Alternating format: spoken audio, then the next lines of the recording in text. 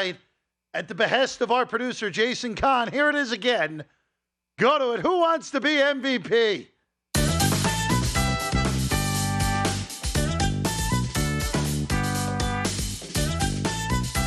The music is going to be ingrained in my brain by the end of these 3 hours today. Well, Pat Sajak's retired. Maybe he can get him to host Who Wants to Be MVP. Not doing anything. Oh, look, I mean, I'm surprised Seacrest hasn't been handed a job since he gets every single job that's kind of like that. Look out, Jeff, because any time there's a new hosting of any sort of somewhat reality show, he's in there. I'd have no shot of hosting Wheel of Fortune. I would do something stupid. I just don't know what it would end up being. All right, Sean, all I will preface this is your list. You have one similarity to Adam and I. And I think you can figure out what the similarity is before we even start. I can tell you your number 5 is absolutely not similar to either of our lists. Yeah, so starting off at number 5. Again, looking to get to 5, you got to stretch. You got to stretch the dollar here a little bit. On Sports Gambling Podcast, we talk about pizza bets. Where hey, what are you doing buying a pizza? Maybe instead you put it on 100-1 for Ryan Tannehill to win MVP. Here's the case for Ryan Tannehill, and I think it's fairly simple. Is one, obviously they brought in DeAndre Hopkins. I'm a big fan of their tight end Chigoziem Okonkwo. I think he's pretty athletic, pretty dynamic guy.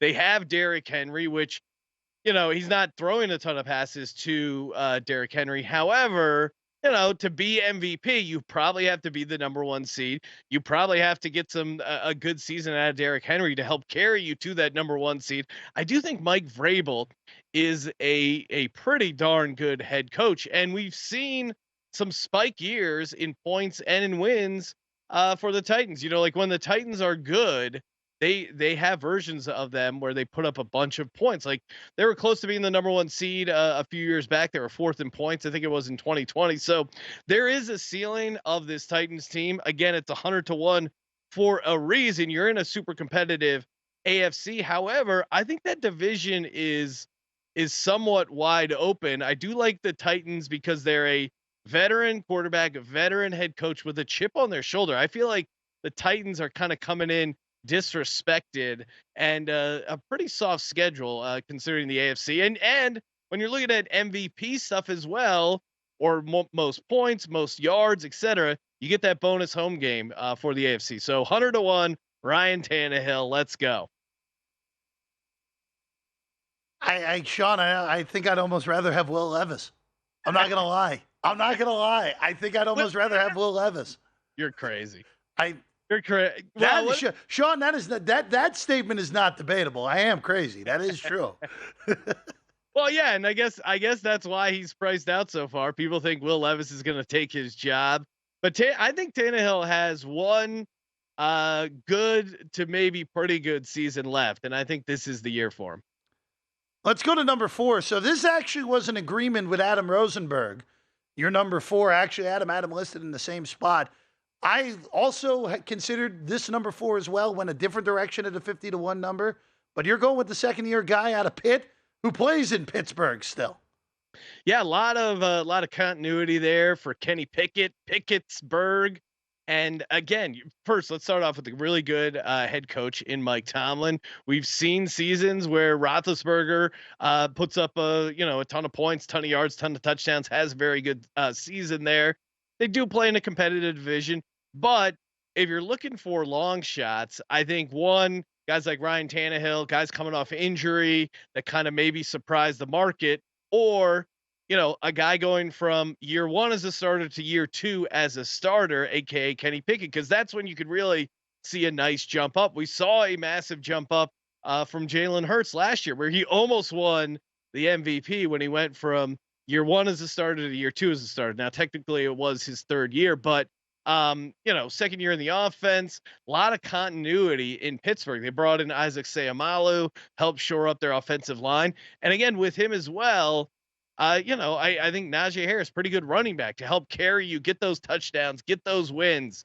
And again, it is a wins, a wins award as well, because no one wins the MVP in the NFL if they go 7-10. Like, you have to be most likely the quarterback on a team that goes 12-5, 13-4. And the Steelers also have that defense to put Kenny Pickett in a really good situation, right? They can get those turnovers. They have TJ Watt on the other side. Like, they can create some good opportunities and give Kenny Pickett some easy wins and help him get that 50-1.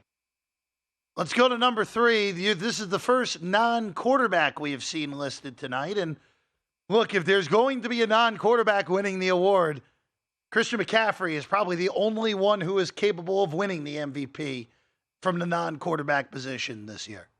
Yeah, no, I mean, obviously you want to focus on quarterbacks when you're doing the MVP betting. However, and this price came down. Like, we give it on the podcast, it was 200-1. That kind of tickled my fancy slightly more. I'll still give it out to 80-1 because, one, it is a case for Christian McCaffrey. Two, it's also just kind of a troll job on the 49ers fans. The 49ers don't know who their quarterback is. Jeff, I've been handicapping and betting for, 3.5 decades. It's been a really long time, and I can't remember a time when a team was 4 to win the conference and we don't have any idea who their quarterback is. There are 3 guys that could start for this 49ers team. And I think those 3 guys, they could all maybe win a few games here, a few games there. You have guys in Trey Lance, in Sam Darnold, in Brock Purdy, all with injury history as well. So imagine a 49ers team that gets to that 12-5. Again, they also have a good defense, gets to 13-4. Shanahan, a good coach. They have a good running game that's maybe carried by Christian McCaffrey, and it's not an obvious spot to give it to the quarterback. I think this could be that rare exception where Christian McCaffrey, makes a good case for MVP. We don't, like you said, we don't know who the quarterback's going to be. We don't know. I mean, I think that's the best argument possible out there. All right, well, we mentioned this one a few weeks ago, Sean, when we talked about the Rams. And look, Matthew Stafford can stay upright and the Rams make the playoffs or even win the NFC West. I think 60-1 has a live shot here. Yeah, and again, they came back for a reason. Cooper Kupp is completely healthy. They have Cam Akers, which again I think can give them a little bit of a boost. Like, we saw some explosive games out of Cam Akers. The Rams offense is a team that's going to look to put up a ton of points. If the Rams end up being good, it's not going to be their defense carrying them. It's going to be their offense putting up a ton of yards, a ton of points. Sean McVay, he had multiple outs. Like, if Sean McVay went and, he had good gigs on TV, not only his Chunky Soup commercials or whatever else, like, he had good TV hosting work lined up. Instead, he goes, you know what? We're going to bring it back one more year. Obviously, Stafford has to stay healthy for this to hit. But I keep asking people in the offseason, who's the second best quarterback in the NFC? It might be Matthew Stafford, and at 60-1, it's a pretty fun bet. If the Rams are any good at all, it's going to have to be with Stafford's arm. So there are worse 60-1 bets to be made. We'll get Sean's number 1 and more football talk when we come back on Saturday Bet Prep. Sean, we will not play the music again. Sorry, Jason. Oh, man. Sorry.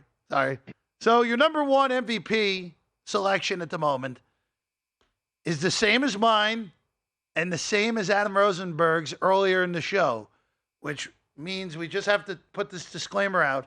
We apologize in advance if Jalen Hurts does not play well this year because of all of us being on Jalen Hurts as the best bet at the moment in MVP markets.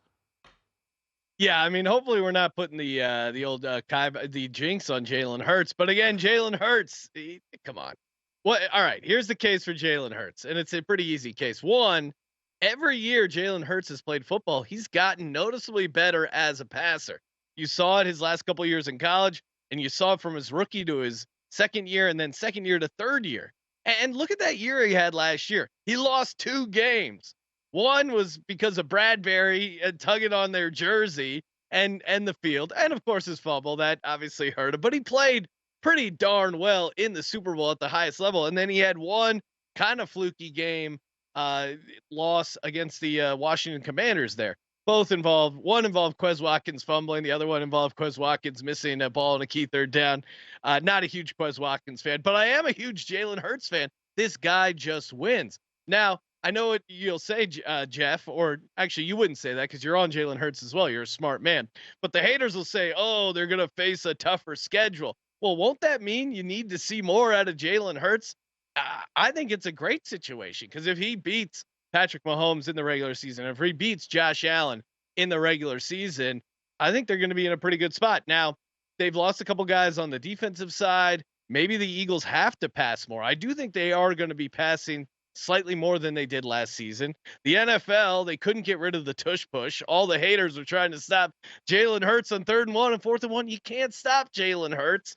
And lastly, my final point here, if you're looking at correlated markets, DraftKings also has a market for most points in the NFL. Now the Eagles are 6-1 for most points in the NFL, which I would much rather play Jalen Hurts at 11-1, because if you look at the last 6 teams to score the most points in the NFL, 4 of those also had the NFL MVP. So there is some correlation there, and I'd rather take the 11-1 than the 6-1. So the market sees it.